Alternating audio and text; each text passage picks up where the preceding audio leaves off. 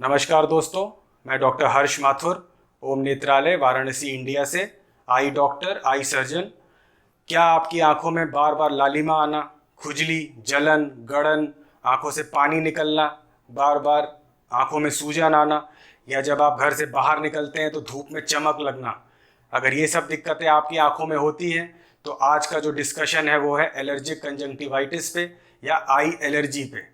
इसके क्या क्या कारण होते हैं, क्या क्या वजह होती है, इसको कैसे बचाव किया जाता है, इसका इलाज क्या क्या है, घरेलू इलाज क्या क्या है, और क्या दवाइयाँ होती हैं जो हम लोग देते हैं जिससे इस आंखों में आराम होता है।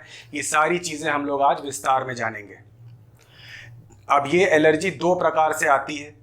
कई लोगों को सीजनल एलर्जी होती है, खास करके जब ये मौसम बदलता है तो फरवरी, मार्च, अप्रैल के महीने में या फिर अक्टूबर और नवंबर के महीने में ये एलर्जी, सीजनल एलर्जी खास करके सामने आती है। और कई लोगों को साल भर ये परेशान करती है, जिसको हम लोग पेरिनियल एलर्जी कहते हैं।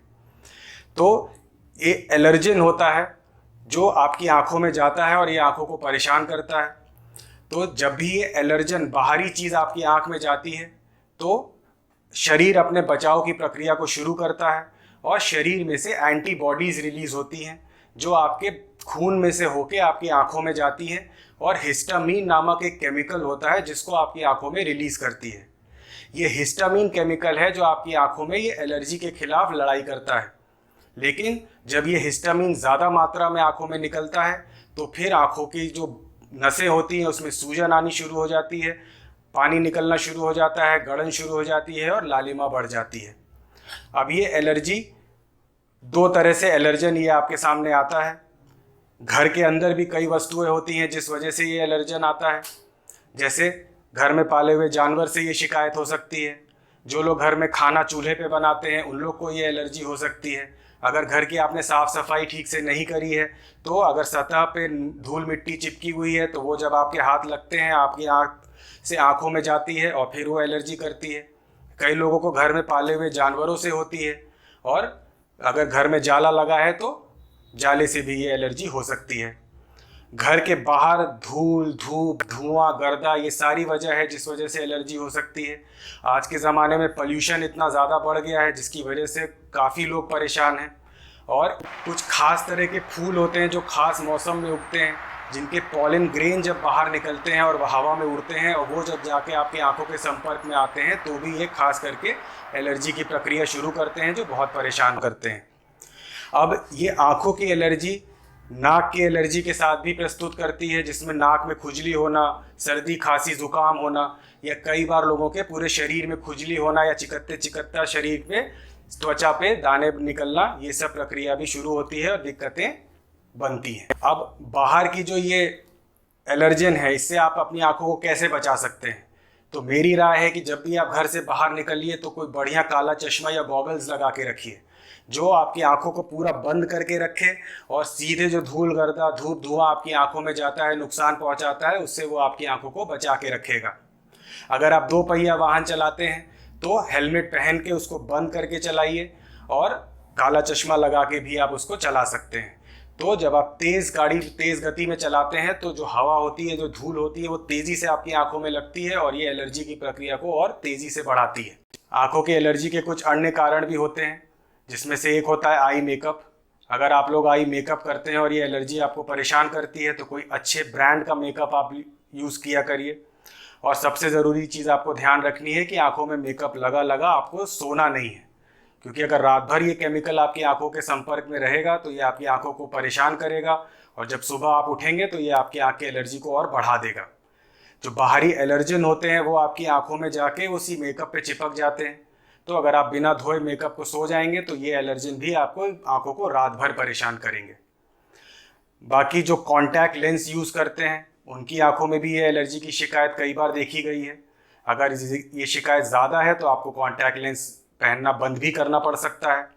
तो इसके लिए आपको ध्यान रखना है कि जो भी आपके डॉक्टर ने चीज़ें बताई हैं, कैसे आपके कॉन्टैक्ट लेंस को आपको संभाल के रखना है, कौन से सोल्यूशन से उसको साफ़ करना है, रात में पहन के कॉन्टैक्ट लेंस नहीं सोना है, ये सब चीज़ें भी आपको ध्यान रखनी है। अब ये गर्मी के मौसम में कई लोग स्विमिंग पूल में भी स्विमिंग करना पसंद करते हैं, लेकिन आप लोग को ध्यान रखना है कि जो ये स्विमिंग पूल को साफ सफाई के लिए भी काफ़ी स्ट्रॉन्ग केमिकल्स का यूज़ किया जाता है, जिसकी वजह से भी कई बार ये आंखों में बहुत तगड़ी एलर्जी होती है।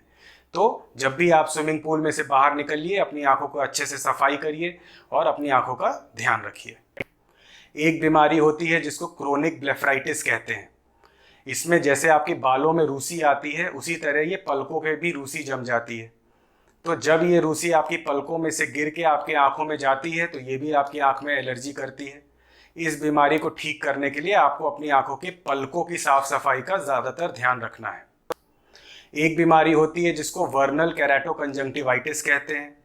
ये बीमारी बच्चों में पाई जाती है और 2-3 साल के उम्र के बच्चों में ये खास करके दिखनी शुरू होती है। इस बीमारी में बच्चों में इम्यून रिएक्शन होता है, जिसकी वजह से धूल, धूप, धुआं और ख़ास करके गर्मी से इन लोगों को परेशानी होती है। इस बीमारी का कई बार हम लोगों को 15 से 20 साल तक भी इलाज करना पड़ता है।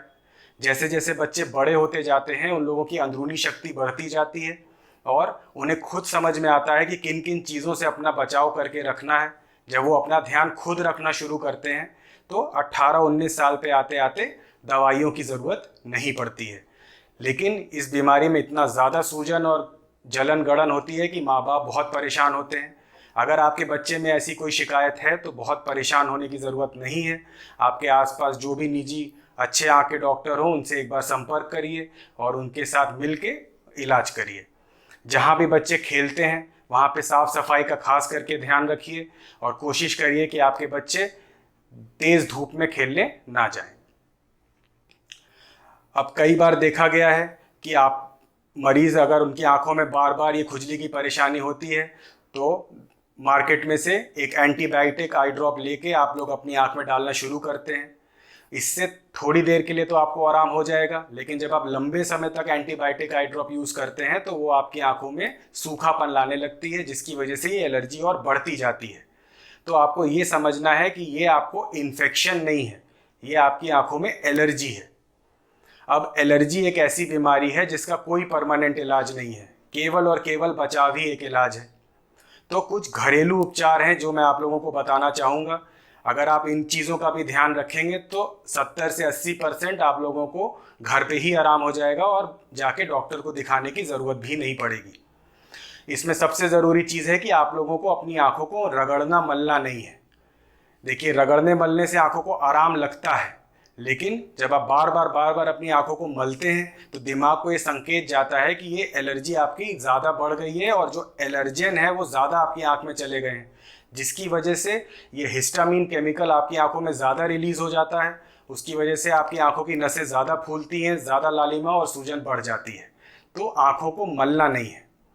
दूसरा, मैंने कई बार सुना है कि आँखों में साफ पानी से तेज़ छपका मारने के बाद भी आराम हो जाता है। देखिए, ये भी चीज़ गलत है।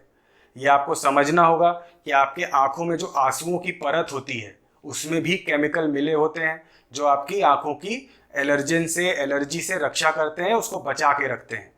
जब बार बार आप अपनी आंखों में पानी से छपका मारते हैं तो ये जो परत है वो बिखर जाती है, जिसकी वजह से फिर वो सही से काम नहीं कर पाती है। तो जब आप पानी डालते हैं आंख में तो थोड़ी देर के लिए तो आपको आराम होता है, लेकिन उसके बाद फिर आंखों में सूखापन बढ़ने लगता है और ये दिक्कत आपकी फिर बढ़ती चली जाती है, कम नहीं होती है। तो सीधे पानी से आंखों में छपका नहीं मारना है। अब आप अपनी आंखों की ठंडी सिकाई करिए।